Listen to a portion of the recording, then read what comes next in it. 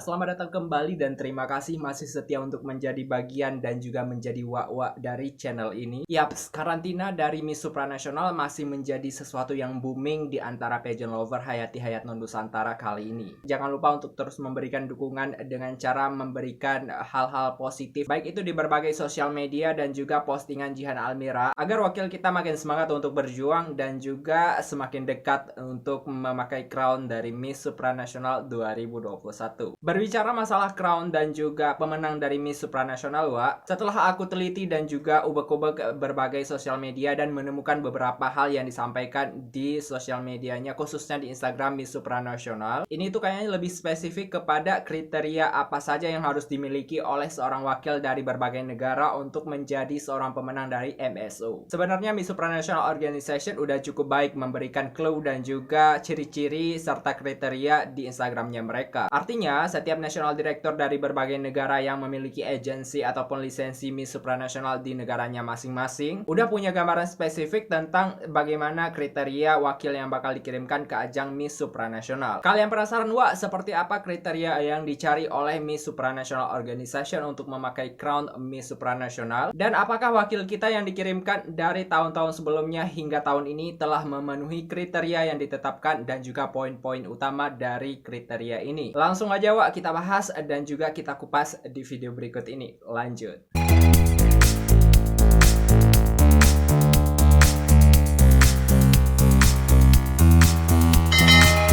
Tapi sebelum kita melanjutkan ke sesi yang lebih serius, udah kayak hubungan aja, aku mau menyampaikan beberapa hal yang sedikit janggal dari pelaksanaan Miss Supranational dan juga karantina di beberapa waktu lalu. Kalian sadar nggak sih, Wak, kalau misalnya penggunaan selempang dari peserta Miss Supranational dan juga finalis yang datang ke Poland, itu sebenarnya siklusnya memiliki lingkaran yang memutar, Wak. Dan artinya, ketika selempang yang dipakai oleh finalis yang berada pada tahun 2009, di mana tahun permulaan Miss Supranational diadakan, selempangnya itu sama persis dengan apa yang dipakai oleh finalis-finalis pada saat karantina saat ini. Nah, mungkin di sini yang berbeda hanyalah ukuran dari selempang itu sendiri, yang dulunya di tahun 2009 ukuran selempangnya itu kayak selimut tetangga, Wak. Maksudnya gedenya itu melebar menutupi dada. Ya maklum, mungkin karena memang pada saat itu permulaan dari Miss Supranational diadakan, dan pada tahun ini selempangnya itu benar-benar kayak mencirikan dari pertama kali Miss Supranational diadakan. Apakah nanti juga bakal berurutan hingga 3 tipe selempang yang digunakan oleh semifinalis dan juga para finalis yang datang ke Poland juga bakal mengikuti arus dari lingkaran-lingkaran selempang yang ada? Apakah tahun ini juga Miss Supranational Organization bakal mengganti crown yang baru? Untuk informasi pergantian crown, memang belum ada rilis resmi dari pihak Miss Supranational Organization. Artinya tidak akan ada pergantian crown yang baru di tahun ini, dan pemenang hanya akan menggunakan crown dari tahun lalu, dan hanya ada peningkatan di bagian hadiahnya yang semakin upgrade, Wak. Kayaknya kalau dibanding-bandingkan, Miss Supranational ini sebenarnya sedikit terbuka kepada publik mengenai hadiah dan juga mengenai berbagai hal lainnya, termasuk ke dalam kriteria yang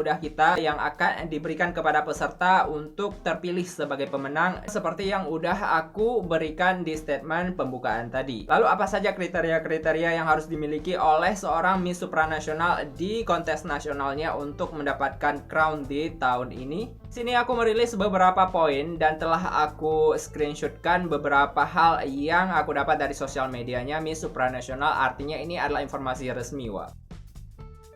Poin yang pertama yang mau aku sampaikan adalah seorang Miss Supranational yang akan terpilih harus memiliki konsep dan juga jati diri yang autentik. Ini sebenarnya autentik diartikan sebagai salah satu makna be yourself atau menjadi diri sendiri. Artinya setiap orang yang akan menjangkau crown atau menginginkan crown dari Miss Supranational nggak harus menjadi cuplikan atau tiruan dari pemenang-pemenang sebelumnya. Artinya seorang pemenang yang bakal terpilih hanyalah seorang wanita yang benar-benar bisa menemukan jati diri mereka sendiri. So, kalau misalnya ada iming-iming bahwa si peserta yang terjun tahun ini dikendalikan dan juga mirip dengan pemenang di tahun-tahun sebelumnya, ini tentunya akan sangat-sangat melenceng dan juga sangat-sangat jauh dari kriteria yang diautentikan dan ditetapkan oleh MSO sendiri.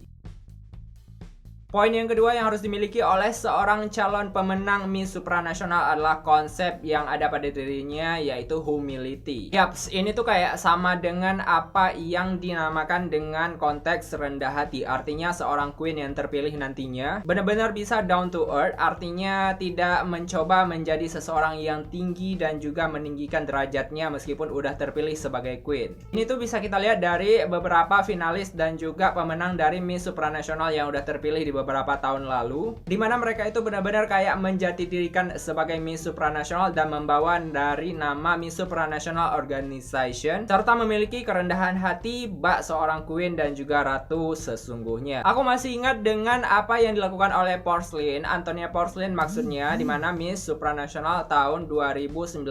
Kalian masih ingat kan Wak dengan sikap yang dimiliki oleh Porcelain, dimana dia menyamperin dan juga benar-benar kayak rendah hati banget ketika datang ke Indonesia.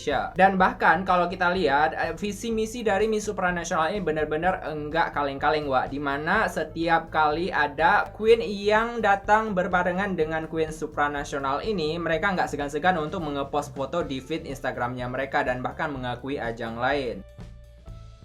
Poin selanjutnya yang harus dimiliki oleh seorang calon Miss Supranational adalah kindness atau kerendahan hati juga, sama kayaknya lebih ke keramahannya dia. Di sini tuh kindnessnya dimana crown bukan segalanya. Jadi aku ingat kayak sesuatu yang mengganjal di tahun 2019 dimana crown bukan segalanya, sisterhood adalah segalanya. Di sini juga ada konteks dimana seorang Miss Supranational terpilih bakal harus bisa menginspirasi sesama lainnya dan juga khususnya wanita dan anak-anak. Ini kayak sama konteksnya dengan apa yang dikonsepkan kepada setiap ratu yang ada di dunia ini. Dari beberapa poin yang udah aku sampaikan, apakah Jihan atau wakil kita yang udah dikirimkan atau akan berlaga di ajang supranasional telah memiliki sikap-sikap dan juga kriteria berikut ini? Silahkan komentar di bawah. Menurut Instagram dan juga rilis yang dilakukan oleh Miss Supranational Organization di sosial medianya Instagram mereka, seorang Miss Supranational yang terpilih juga harus memiliki konsep dan juga jati diri aspirasi. Artinya punya tujuan yang nyata terhadap apa yang akan dilakukan di depannya nanti. Artinya mereka itu nggak gagap gempita dan juga nggak kayak kebingungan sendiri setelah semalam di crowning dan selanjutnya apa yang harus mereka lakukan. Makanya kalau misalnya mau jadi terpilih sebagai Miss Supranational, Anda ketika setelah di crowning malamnya, maka paginya tuh jangan kebingungan kayak orang nggak tahu diri gimana gitu. Tapi benar-benar harus sadar bahwa Anda sudah terbangun sebagai seorang queen dan juga harus siap menjalankan apapun itu, baik itu berupa kontrak, kemudian disewa sama orang lain, atau melakukan perjalanan travel di dunia. Jangan sampai ada kejadian udah terpilih jadi Miss Supranational, malah mabuk pesawat. Wah, nggak bisa naik pesawat, nggak bisa perjalanan ke internasional, auto di-resign dah sama Miss Supranational Organization.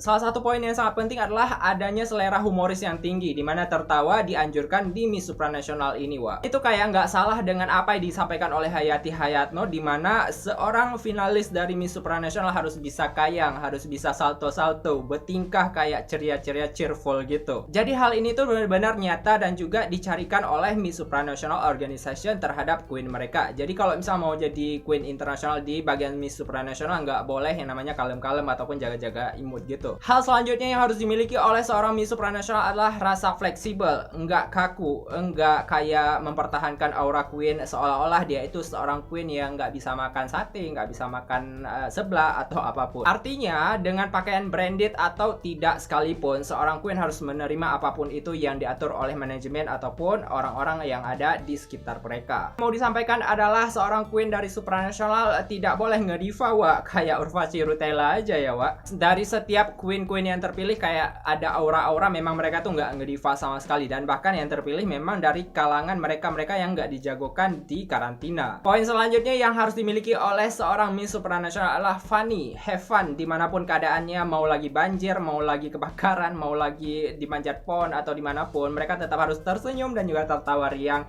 memberikan inspirasi kepada siapapun. Ya meskipun kita tahu bahwa bentar lagi juga bakal kiamat, ya kita tetap harus tersenyum. Ya sama kayak misalnya dalam Muslim juga dianjurkan bahwa sebentar lagi kiamat dan kamu memiliki 1 biji kurma, maka tanamlah biji kurma tersebut.